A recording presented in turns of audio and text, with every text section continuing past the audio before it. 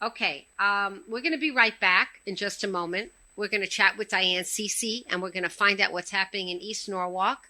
Now, remember, this is just one city town. In other words, a neighborhood of a town, a neighborhood of a city, and the city itself we're focusing on.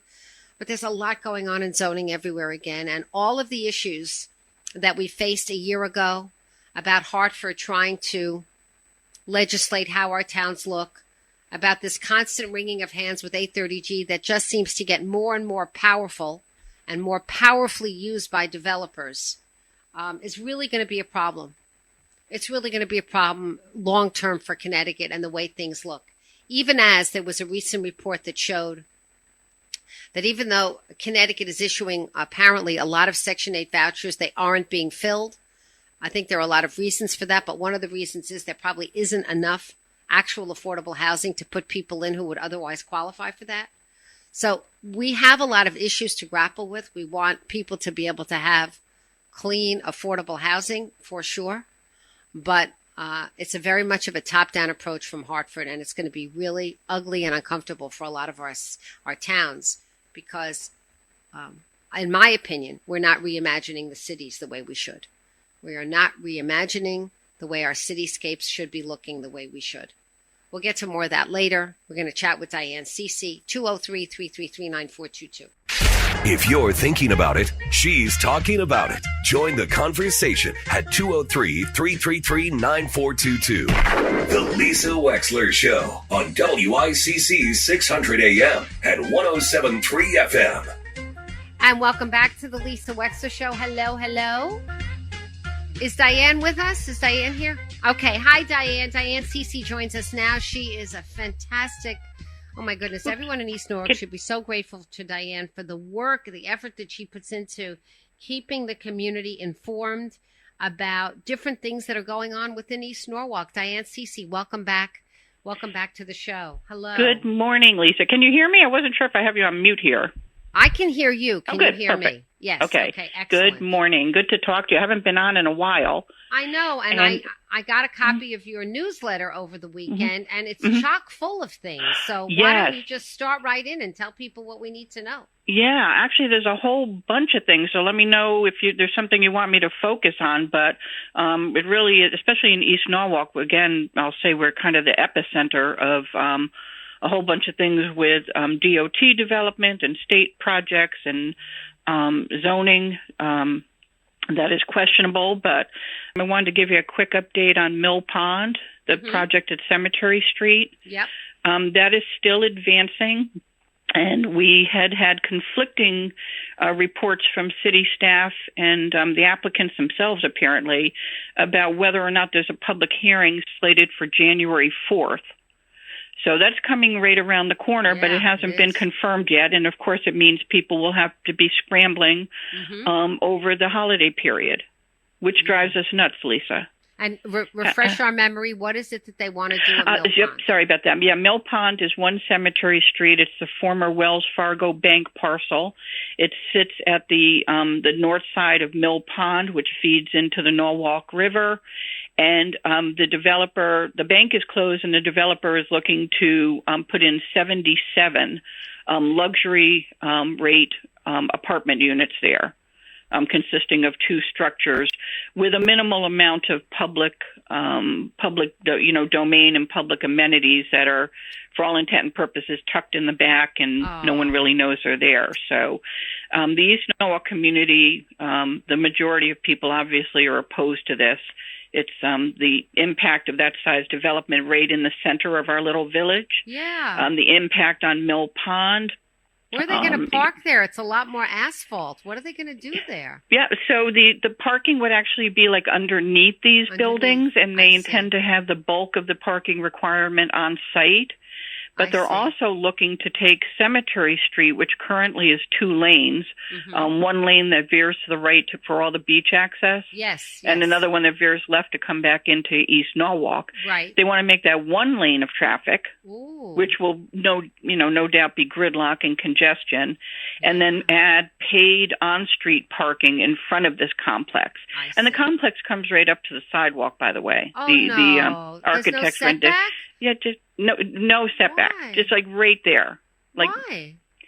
because this zone allows, the way this new zone was written for transit-oriented development, the setbacks and everything were redefined to basically, I like how you said before, Hartford trickle down with all of this development, really geared towards maximizing the maximum amount of density and population around train stations. And so this zone has particularly bizarre setbacks with it, written specifically for this type of development. In fact, a part of the special part of this zone on East Avenue looks like it was written specifically for this application, which is just mind-blowing. But, yeah, so the setback is virtually nothing there. There'll be on-street paid parking, cutting down the road to one lane, just a tremendous impact there. And the latest news on this, and I'll be sharing some of this tonight at the ENA is having a special meeting tonight at 7 p.m. People can sign up for emails to get the links with us at eastnorwalk.org. And one of the things that I'll be talking about is the fact that the DEEP, Environmental Protection, so far it looks like their only review of this property is related to the impact on any future water-dependent uses at the pond, which is an important thing. It is. However, we can't find any information regarding DEEP's review of the environmental impact on the pond. Why not? And so that's the big question. Why not? Is there a pending application? Is there something that's gone through that we're not able to find? So one of the things that we're looking at right now is exactly what environmental review is required, if and when it was done, and if not, when they intend to do it, and what exactly does it cover in looking at what the impact is. Because I don't know if you're familiar with Mill Pond, but the wildlife there is insane. We started compiling a list of all of the waterfowl and creatures that are there. We're talking herons, cranes, egrets, osprey. Someone had a sighting of a bald eagle. We've had a mandarin duck there, which is very rare. Wow. In this area. People came from the tri-state to come and take pictures of this thing. Wow. We have breeding birds and nesting one birds. Of the things, so let me just say this, Diane, because you may be able to incrementally win but not win big, if you know what I mean. Yeah. One of the things that I would ask you and your organization to ask is that the place not be lit up at night. I was just going to mention that. So the migratory stuff, you brought that to our attention, actually. It's going to hugely impact the I actually just printed an article yesterday regarding this nighttime migratory effect on birds. Yes. After you had mentioned it in your show, and thank you so much for that, because it is one of the things we're going to raise, because the bank was there was very minimal lighting at night, of course. Exactly, and that's why the waterfowl went there. Right, and they go directly over that. I mean, of course, in their migration patterns and their their breeding and hunting and everything. Yeah. But at night is when they migrate, and this is when they're most impacted. Well, if you're looking at a 2.5 to 3 story or greater building with apartments, it's going to be constantly lit. And they'll have to be lit for, safety for the walking paths and access to the back of the property and parking. All of the lighting at night should be motion detector. There should be no lighting anymore that's 24/7. I'm going to be on an absolute rampage on this. I swear to goodness, because I cannot stand the waste. It's tremendous waste anyway in the electricity grid, but it's so unnecessary. But it's also actually harmful. And and I know you explained it very well, the impact on the birds when they're flying at night, when there's lights that are there that weren't there before, and the impact for them to cluster, to go towards the light, which could take them off their path and, cause other, issues with their flying pattern. But, we actually have that on the list. I started doing some research on it. So we're going to be bringing that up as well. All right. So Mill Pond, what else? Mill Pond, industrial zones. I know you were following that one. We did get some wins in that one before it got passed to take some very objectionable uses off, like petroleum storage plants and things like that in East Norwalk. Unfortunately, the city and the commissioners did not agree with us on a number of other concerning uses in East Norwalk. Why doesn't East Norwalk have a bigger seat at the table in how East Norwalk is developed? Yeah, that's kind of a sad question for me. I wish that we did. I mean, zoning, and I have to remind people that planning and zoning commissioners in Norwalk are not elected. Many other towns you could and change cities. That, right? You know that you could change. We could change it, and it's funny you mentioned that because right now we're just started another charter revision committee, and that's one of the things that a lot of people are proponents of changing in our charter is to have that be elected positions. But in the meantime, I like the more elected the better, because then you're accountable to all the people. Yeah, I know, but you know what, Lisa, my side of the story of that has always been, if you like it elected, then you have to kind of take a look at the people you've already elected to other posts. You know, like mayors and common council people, and say, well, are you happy with them?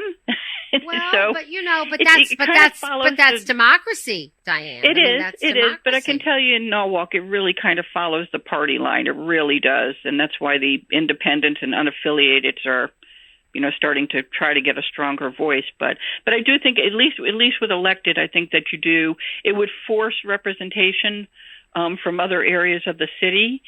And one of the major commissions that East Norwalk is completely underrepresented on is planning and zoning. And so it's hard to have a voice there. And plus planning and zoning, don't forget, because you're a lawyer, is very heavily controlled by state statute. Because everything they do are actual legal, opinions and decisions. And I know, but one of the things, if you're reimagining your charter, and you're thinking about going to planning and zoning from appointed to elected, you could make it a little bit of a mini RTM kind of thing where the planning and zoning isn't elected necessarily citywide, but there are districts. So that whether they're a Democrat or Republican, you always have at least one person on there for a voice of East Norwalk, West Norwalk. Exactly. I mean, there's a lot of South Norwalk. I mean, Norwalk is particularly easy to do that way. Yep, exactly, because our districts are already broken like that.